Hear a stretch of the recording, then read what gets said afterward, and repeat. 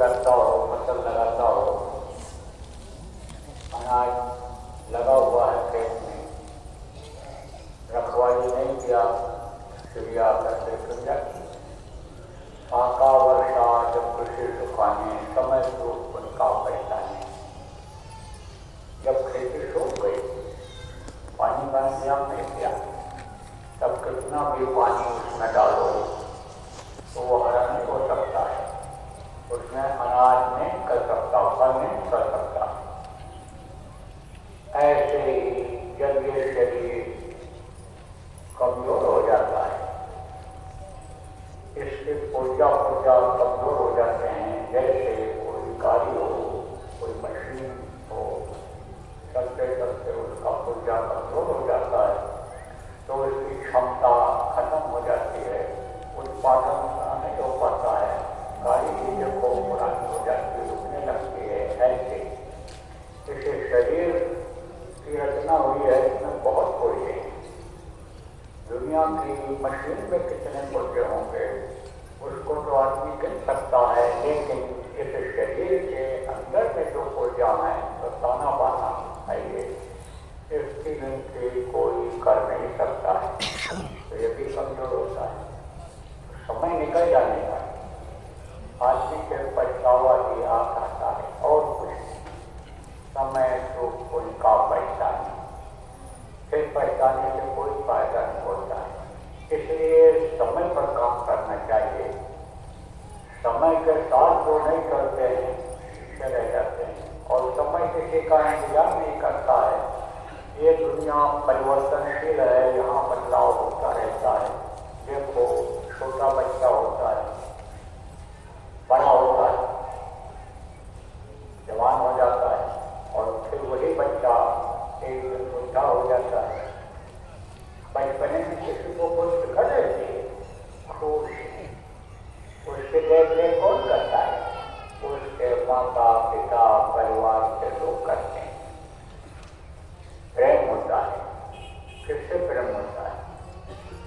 बच्चे से प्रेम होता है। बच्चे को किससे प्रेम होता है? माँ से प्रेम होता है, पिता से प्रेम होता है। सबसे पहले बच्चा सूंघ करके माँ की पहचान करता है। ये जो नासिका है, नाक जिससे सूंघ करके किसी चीज का पता करते हैं, ये सबसे पहले मनुष्य के अंदर आ जाती है। जानवरों के अंदर भी ये सूंघने की शक्ति आ जाती है, पैदा होती है। आँख भले ही न खुले, जो मांसाहारी जानवर होते हैं उनके बच्चों की आँखें के 4-5 दिन 6 दिन भी लग जाता है खुलने। आदमी के बच्चे की आँख तो खुल जाती है, मुँह भी खुल जाता है, रोता भी है, लेकिन इनके मांसाहारी जानवरों के बच्चों की आँख कई दिनों के बाद खुलती है, बोल भी वो नहीं पाते हैं, लेकिन सूंघ करके पहचान लेते हैं। बल्कि इन जानवरों की जो मांसाहारी होते हैं, इनकी नाक तेज होती है, बहुत दूर तक की अन्य शब्दों की खुशबू बदबू इनके नाक में आ जाती है हवा के जरिए। आप समझो पूरब की हवा चल रही हो, उधर कोई छन रहा हो, बन रहा हो, तो उसी को सूंघते हुए उससे वहाँ पहुँच जाते हैं, 1 किलोमीटर दूर तक चले जाते हैं। कहीं बदबू आ रही हो, उसके खाने की चीज है, समझ रहे हैं जहाँ जानवर बड़ा पड़ा हुआ है, तो गाँव के कुत्ते 2-2 किलोमीटर 1.5 किलोमीटर चले जाते हैं उसको खाने को। तो सूंघने की शक्ति से बच्चा माँ को पहचानता है। फिर उसके बाद में फिर समझो माँ से प्रेम हो जाता है, माँ को भी बच्चे से प्रेम हो जाता है, क्योंकि उसको पेट में वो पालती है। बाहर निकलने के बाद भी बहुत प्रेम होता है बच्चे से, उससे अलग नहीं होना चाहिए, तो प्रेम दोनों में रहता है। आप समझो कि बच्चे से माँ को बच्चे से। लेकिन अब ये ऐसा बताया परिवर्तनशील संसार है, बदलाव होता रहता है, तो धीरे धीरे बढ़ता है, बच्चा चला जाता है। और दुनिया की चीज़ों की जब पहचान हो जाती है जाता है। तो बच्चा माँ के पास ही रहता था, छोटा था, लेकिन जब उसको खिलौना मिल गया तो उसी में खेलता रहता है। कोई गाड़ी घोड़ा मिल गया, कोई साइकिल मिल गई, कोई गेंद मिल गया, उसी में खेलता रहता है। माँ बुलाती रहती है कि आजा आजा, रोटी खा ले, रोटी नहीं खाता। क्रिकेट से प्रेम बढ़ता है, दोस्त उसके हो जाते हैं, खेलने वाले साथ के, पढ़ने वाले साथ के, घूमने वाले साथ के दोस्त हो जाते हैं, उसी में घूमता रहता है, उसी से प्रेम हो जाता है। फिर और बड़ा हुआ, नौकरी किया और उन लोगों से प्रेम हो गया, दोस्तों के साथ ही बैठा रहता है। छुट्टी मिली दफ्तर से तो गया, कहीं घूमने गया, पास में ही बैठा रहता, उधर से धीरे धीरे प्रेम कम होता चला जाता है और इसमें लगता चला जाता है। धीरे धीरे धीरे समझो कि ये जवानी खत्म हो जाएगी, जिसके लिए कहा गया कर ले दीर्घकाल जवानी में, इस 2 दिन की जिंदगानी में, इस जिंदगी के सफर को महात्माओं ने समझा करके कहा कि ये 2 दिन का है। जैसे कहते हैं 4 दिन की चांदनी फिर अंधेरी रात, ये परिवर्तनशील जैसा मैंने बताया दुनिया संसार है। ऐसे देखो चांदनी रात आती है, उजाला पक्ष जिसको कहते हैं, शुक्ल पक्ष जिसको कहते हैं आता है, उसके बाद में फिर अंधेरी रात आ जाती है। उसी वही रात जो उजाले में थी, निकली थी, वही फिर अंधेरा हो जाता है। तो कहते हैं 4 दिन की चांदनी फिर अंधेरी रात, यानी समझो फिर अंधेरा ही हो जाएगा जीवन में। आँख कमजोर हो जाती, बाहर से आँख कमजोर हो गई, नहीं दिखाई पड़ रहा, तो समझो ये उजाला भी उसको अंधेरा दिखाई पड़ता है। तो कमजोर होना ही होना है, ये स्वाभाविक है। तो समझो कि फिर 4 दिन की चांदनी फिर अंधेरी रात, फिर उसी तरह से हो जाता है। इसीलिए कहते हैं कर ले निकाल जवानी में। निकाल किसको कहते हैं, यही समझने की जरूरत होती है कि निज कार्य क्या है, दूसरे का प्यार क्या है। निज कार्य का मतलब क्या होता है, अपना काम अपना करो भाई, पराए काम नहीं पतना। काम अपना क्या है, इस शरीर की देख रेख करते हुए, खाने पहनने का इंतजाम करते हुए, गृहस्थाश्रम के साथी को पालन करते हुए, यानी कुछ समय अपने शरीर के चलाने वाली शक्ति जीवात्मा के लिए निकालो। तो आज ऐसा अगर नहीं किया तो जैसा मैंने कहा समय इंतजार नहीं करता है, यह रात दिन मिल करके और समझो जीवन के इस सफर को खत्म कर देंगे। कहने का मतलब ये जो जीने के लिए समय मिला है, श्वास मिला है, इसको ये दिन रात रूपी चूहे काट करके खत्म कर देंगे और फिर ये शरीर आराम से गिर जाएगा, इसकी कोई कीमत नहीं रह जाएगी।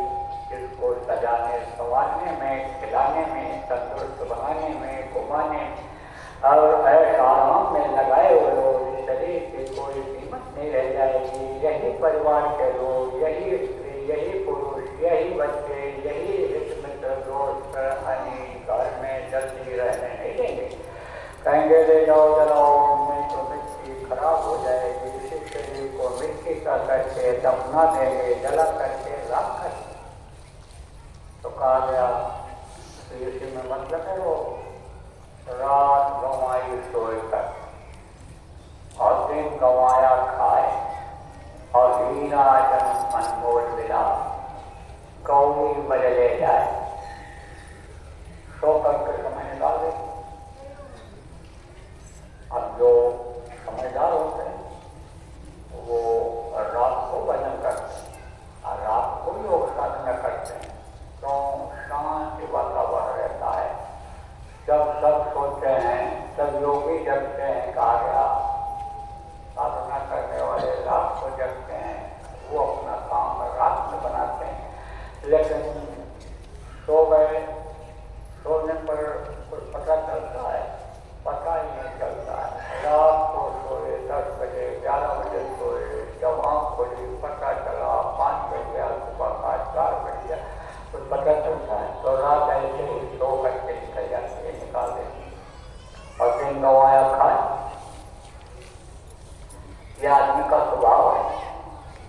उसके सामने अगर कोई चीज मिलती रहे तो खाता रहेगा, ध्यान नहीं देगा कि कब्ज हो जाएगा, अपरा हो जाएगा, दस्त आने लगेगा, टकार खट्टी आने लगेगी, कुछ नहीं सोचता, खाता दबाता चला जाता है। ये भी नहीं देखता है कि चारा भूसा रखने वाली जगह पेट है, दबा दबा करके जैसे चारा भूसा रख देते हैं, ज्यादा कम जगह में ज्यादा आ जाए, भर जाए, ये इसी तरह सोच लेता है कि भाई डालते जाओ, इसमें कोई बात नहीं है। ये नहीं सोचता है ये तकलीफ देगा।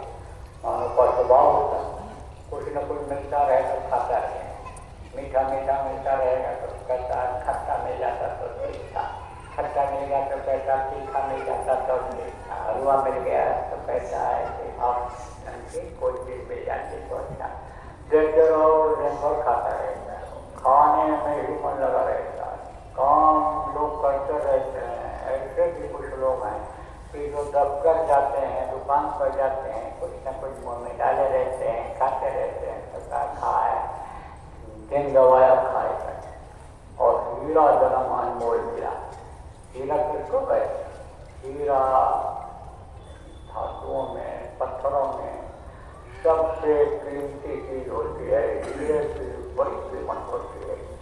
आप समझो एक ट्रक लोहा और छोटा सा हीरा, हाथ से छोटा टुकड़ा हीरे का ज्यादा कीमत रखेगा। एक ट्रक अन्य समझो लोहे से, पत्थर से, अन्य धातुओं से, तो हीरे की बड़ी कीमत होती है।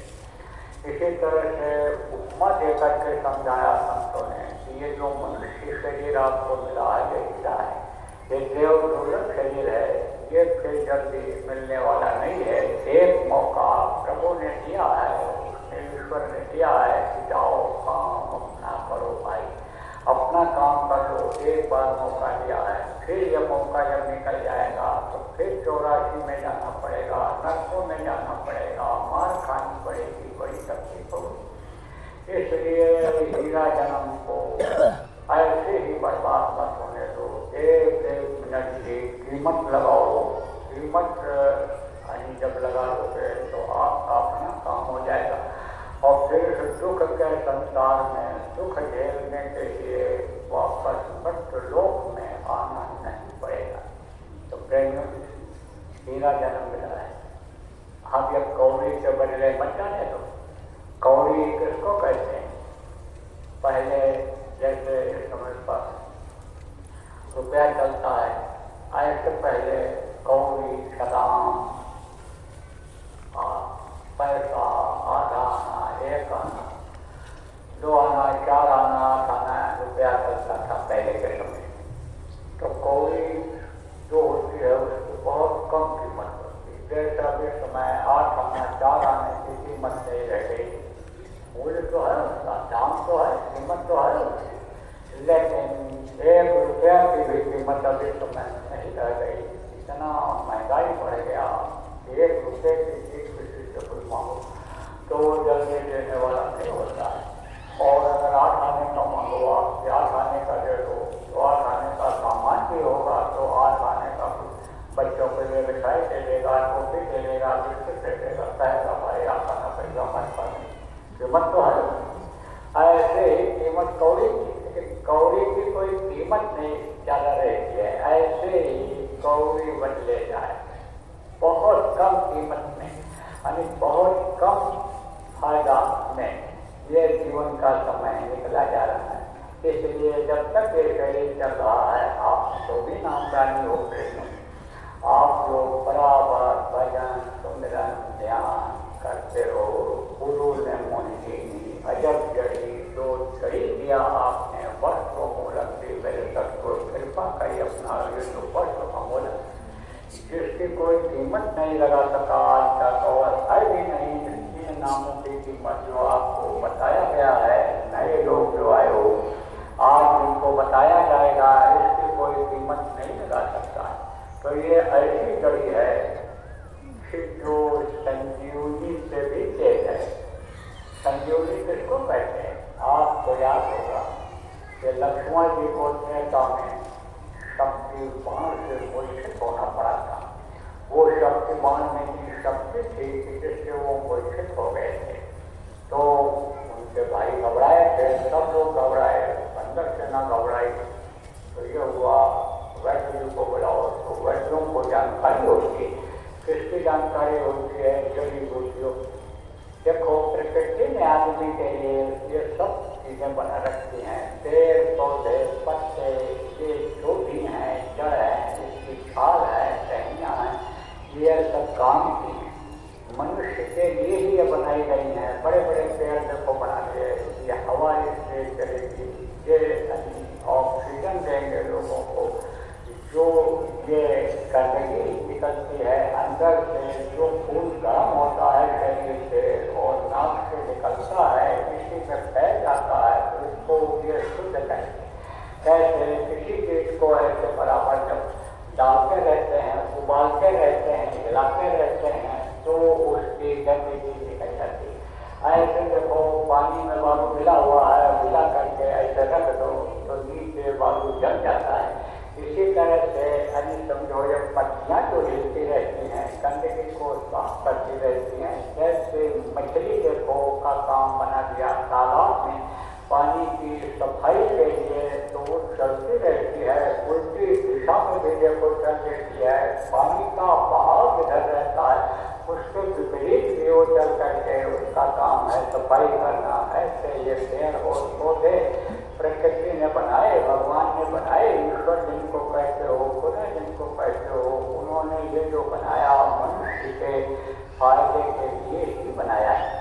तो ये जो जंगलों में जड़ी बूटियाँ हैं, जिनको ये गाय, भैंस, बकरी स्वेच्छा से खाते हैं, उससे जो दूध बनता है, आपके समझो कि वो बहुत फायदेमंद होता है।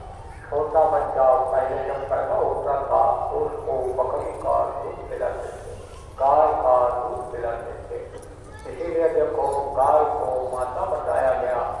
देखो 3 माता बताया गया है, धरती माता, अपनी माता जो पैदा करती है, पेट में पालती है वो माँ, और धरती माँ यही परवरिश करती है, सबकी परवरिश करती है। सब लोग इस पर चलते हैं, सब लोगों को इससे तत्व मिलता है, इसी पृथ्वी तत्व से ये मांस बनते हैं। तो ये भी सबका परवरिश करती है। अब देखो कोई भी गृहस्थ हो, गृहस्थ का मतलब जिसके बाल बच्चे, आप इतने आदमी बच्चों और बाल बच्चे वाले आदमी को, और आपसे कहा जाए कि आप दूध का लाभ खा करके आए हो, दूध का लाभ पड़ता है आपको, तो कुछ लोग नाराज हो जाओ, कहोगे पापा ऐसा क्यों कहते? हमारे परिवार में बड़ा प्रेम है, हम तो एक दूसरे के काम आते हैं, शिष्ट व्यवहार करते हैं, पढ़ा लिखा हमारा घर है, दूध का लाभ कहाँ से हमारे यहाँ चलता है। लेकिन जिसके भी छोटे बच्चे होते हैं वो सब दूध का लाभ पाते हैं। दूध का पहन करके माँ बच्चे को उठा देती है जगोटी में, और बच्चे को तो जानकारी नहीं रहती है, अज्ञानता पर मुँह विनोद देता है, गुस्से में आता है तो मुँह के ऊपर जूता भी मार देता है, सीने में मार देता है। तो अब आपके समझो जूता, लात, ये जो अन्य शब्दों के खाता है ग्रहस्थ, तो इसी तरह से आपको समझने की जरूरत है बेटियों कि इस गृहस्थ आश्रम में अन्य समझो कि अन्य जिसमें रहते हो, इसी में रहते हुए अपना काम करो। उनकी भाषा से सीखो कि इसी में अपना काम करो, और अपना काम क्या है? यही भजन करने का, यही ज्ञान सुधर जो आपको बताया गया। नए लोग जो आप आए हो, आपको अन्य समझो बताया जाएगा अभी। तो ये मैं आपको बता रहा था कि ये जो माँ है, कौन सी माँ? धरती माँ, ये अन्य समझो ये बर्दाश्त करती है, काट को धरती से खोद खाद धरती से और काट को बदला और कुटिल बचन साबुत है और उनका आ जाए। धरती को लोग खोदे, धरती को लोग जलाते हैं, धरती के ऊपर में खून बहा देते हैं। अभी आपके दरवाजे के सामने कोई जानवर को मार करके काट करके अगर डालने लग जाए, गाली गलौज हो गए, ताकतवर हो गए, तो मारोगे भी उसको, नहीं कुछ होगा, थाने में रिपोर्ट करोगे कि हमारे दरवाजे को बंद कर दे। यहाँ पर खून डाल दिया, यहाँ पर मांस डाल दिया, देखो कितना लोग डाल देते हैं धरती के ऊपर। तो ये धरती बर्दाश्त करती रहती है। ऐसे ही माँ जूता लाल खाती रहती है बच्चे को। बच्चा है अभी, समझ जाएगा, लेकिन जब बड़ा हो जाता है, समझदार हो जाता है, वही गलती जब करता है तो वही माँ उसको थप्पड़ मारती है, वही माँ उसको डंडे से मारती है, सबसे देती है। एक समय ऐसा होता है। ऐसे देखो पिछले दिनों में जितना भी इतिहास बना है, परिवर्तनशील जो ये संसार है, उसमें आप देखो कि यही धरती से फटने लग जाती है, इसी धरती पर संयोग गुबार उठने लग जाता है, यही कई लोगों को तकलीफ देने लग जाती है। तो मैं आपको बता रहा था कि ये माँ है, लक्ष्मी माँ और अपनी माँ है, बर्दाश्त पड़ती है, एक सीमा होती है। इसीलिए कहा जाता है कि बाप मत करो धरती पर, नहीं तो ये धरती पलटे, ये पलटा लेगी धरती, ये फटेगी धरती, उठेगा दोबारा, तुमसे तो जाओ संदेश हमारा। ये समझ लो कि दिक्कत हो जाएगी, इस धरती पर रहना मुश्किल हो जाएगा। इसी धरती के अंदर से जो आप समझो कि गंदगी इसके अंदर डाल देते हो, यही अगर गुबार उठने लग गया, ऊपर आने लग गया, तो यही हवा दूषित हो जाएगी, सांस लेना मुश्किल हो जाएगा। इसलिए बार बार कहता हूँ, देता रहता हूँ, धरती पर पाप मत करो, मेरे ऊपर करो मत पाप। धरती कहती है मेरे ऊपर करो मत, करवट लूंगी, कर दूंगी नाश, कर दूंगी नाश, कर दूंगी नाश। ये तो कह रही है, चिल्ला रही है धरती। अब उस आवाज को कौन सुनता है? जो धरती पर रहने वाला जानकार होता है, जिनको संत कहा गया, महात्मा कहा गया, वो सब भी सुनते हैं, सबके बारे में जानते हैं। समय समय पर लोगों को आगाह करते रहते हैं, समझाते रहते हैं। जैसे मास्टर लड़के को समझाता रहता है, बेटा पढ़ ले, खेलने में मन लगा, गलत बच्चों का साथ मत करना, बुरों का साथ मत करना, इधर उधर मत घूमना, माँ बाप का पैर छूना, सेवा करना, बुजुर्गों की इज्जत करना। जैसे मास्टर समझाते रहते हैं, ऐसे महात्मा भी समझते रहते हैं। तो अपनी माँ, धरती माँ और गौ माता को माता इसीलिए बताया गया, वो दूध पिलाते हैं, शुद्ध आहार करते हैं।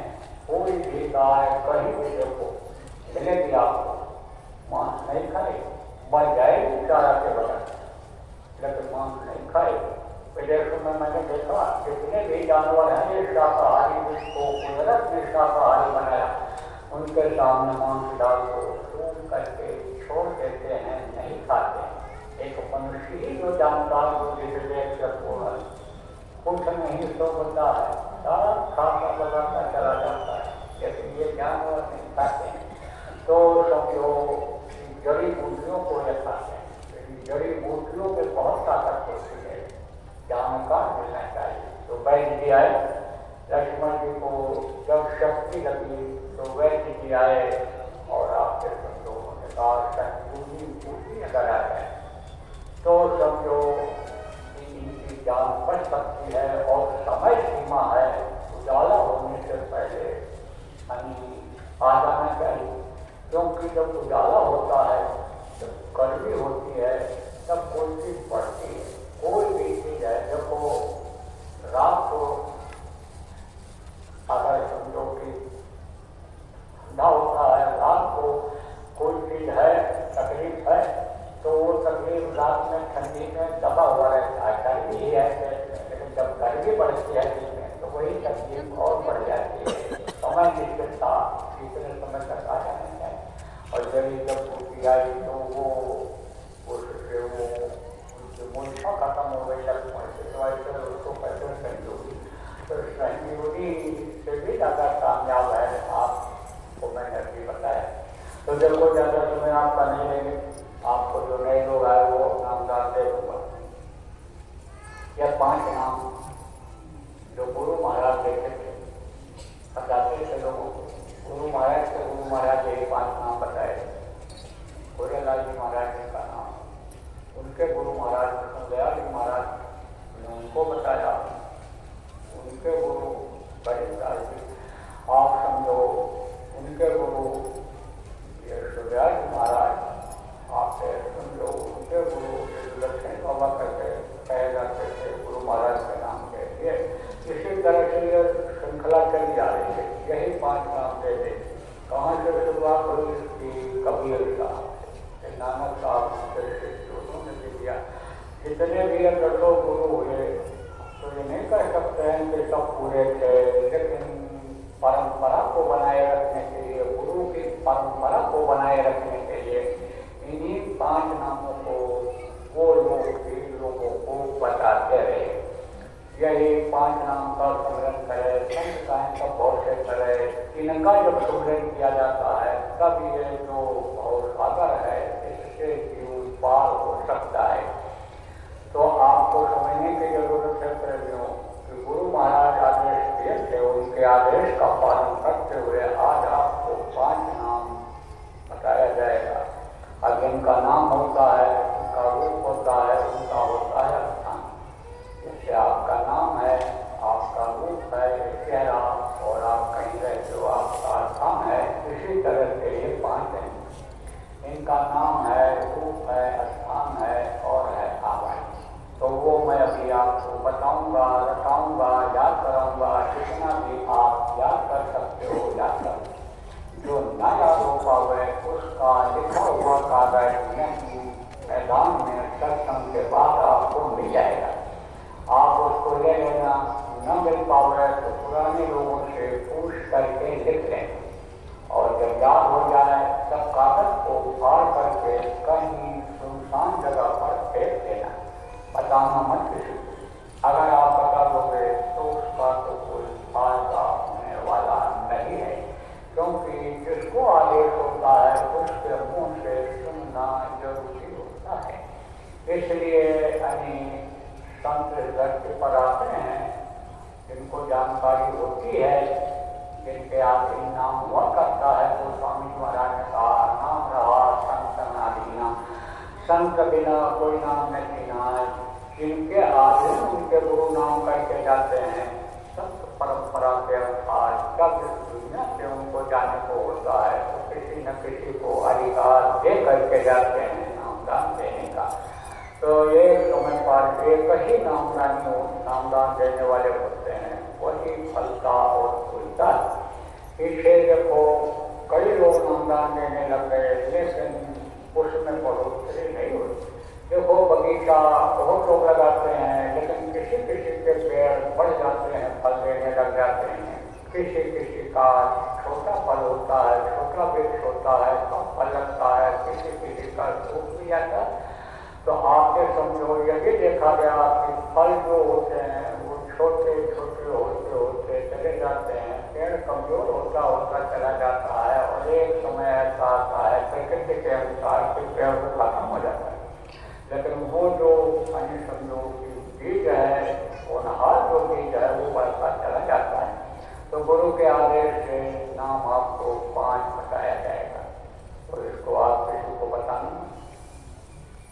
तो इस तरीके आप समझो कि आपको भी ध्यान लगाना बताऊंगा और भजन करना बताऊंगा। ध्यान भजन क्या है ये भी बताऊंगा। तो जब आप आँख बंद करो, कोई का ध्यान आप करते ही हो, आँख बंद करते हो, किसी भी देवी, किसी भी देवता, किसी भी भगवान को आप मानते रहे हो, किसी भी साधु महात्मा के पास जाते रहो, मंदिरों में जाते रहो, तीर्थ स्थानों पर जाते रहो, उससे आपका संस्कार बना और आज आप यहाँ पर आए हो। तो किसी न किसी को याद करते रहते होगे, तो आप फिर समझो ध्यान लगाना आप जानते हो। उसी तरह से जैसे ध्यान लगाते रहे हो, मैं भी ध्यान लगाने के लिए बताऊंगा, आँख बंद करके। लेकिन मन को रोकने वाली बात रहेगी, मन को आप नहीं रोक पाए हो, इसलिए ज़्यादा आपको आनंद नहीं आया है। बस जैसे किसी ने बता दिया आँख बंद करो, दुर्गा जी की मूर्ति है, हनुमान जी की मूर्ति है, ये भगवान राम की है, भगवान कृष्ण की है, इनकी है, उन्हीं का ध्यान करते रहे हो। जैसा जिसको शिक्षा मिला होगा, बताने वाले मिले होंगे, उस तरह करते रहे हो। लेकिन अब आपको ध्यान लगाना बताऊंगा। आँख बंद करके मन को रोक करके जब ध्यान लगाओगे तो अंदर में जो एक आँख है, तीसरी आँख है, थर्ड आई जिसको कहते हैं, उसके ऊपर जो पैर लगी है, पर्दा लगा है, वो जब हटेगा तो आपको बड़ी लोगों की चीजें दिखाई पड़ेंगी। ये आँख के सामने जो कर जमा है, जिससे अंधेरा है, आपके शब्दों को हटेगा। तो यह बाहर की आँख बंद करने पर अभी अंधेरा हो जाता है, लेकिन वो अंधेरा खत्म हो जाएगा, हमेशा हमेशा के लिए खत्म हो जाता है। वो अंधेरा जब खत्म होगा तब आपको आँख बंद करने पर भी अंदर में दिखाई पड़ेगा।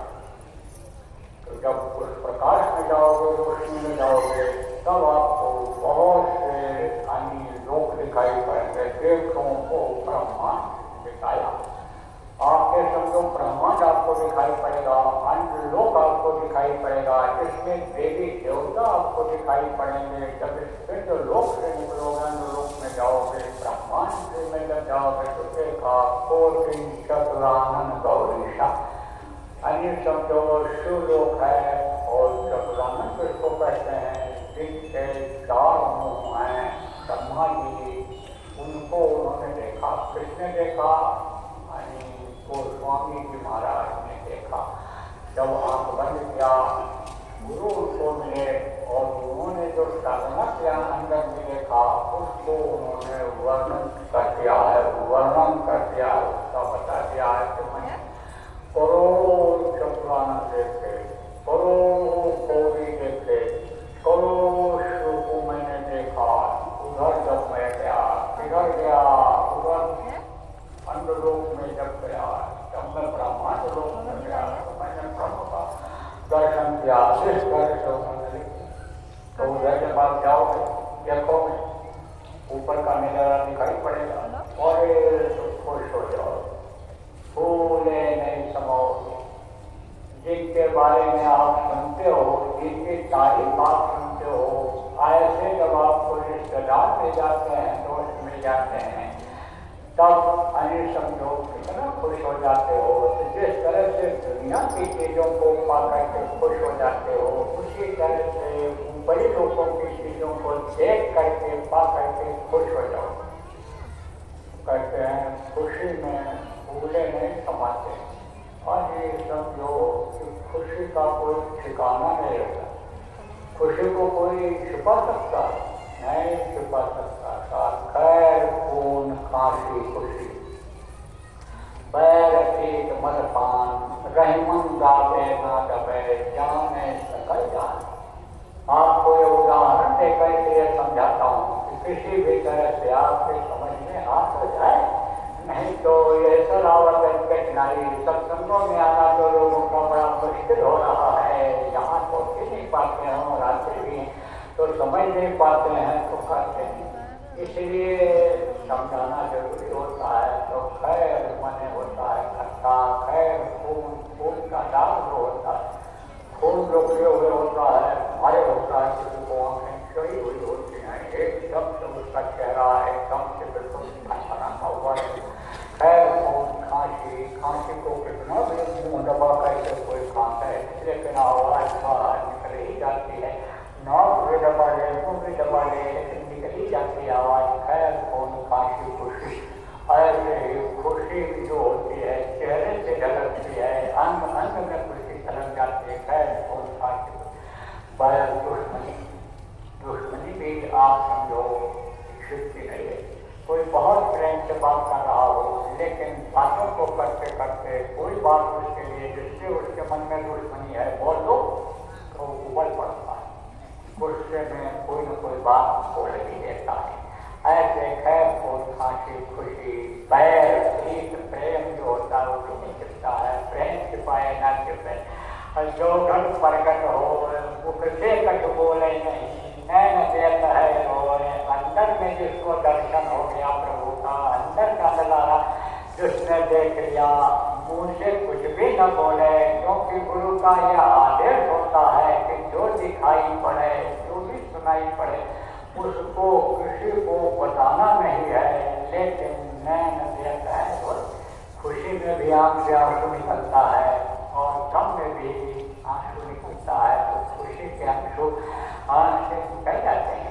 तो खैर खून खांसी खुशी बैर प्रीत मन पान रहीमन दावे ना दबे जाने सकल सब लोग जान जाते हैं, सबको मालूम पड़ जाता है। तो आपको खुशी हो जब ऊपर का नजारा देखो, तब खुशी हो तो लोगों को बताने लगो, और जैसे ही बताओगे वैसे ही वो बंद कर दो, फिर वो चीज मिलेगी नहीं, दिखाई सुनाई नहीं पड़ेगा।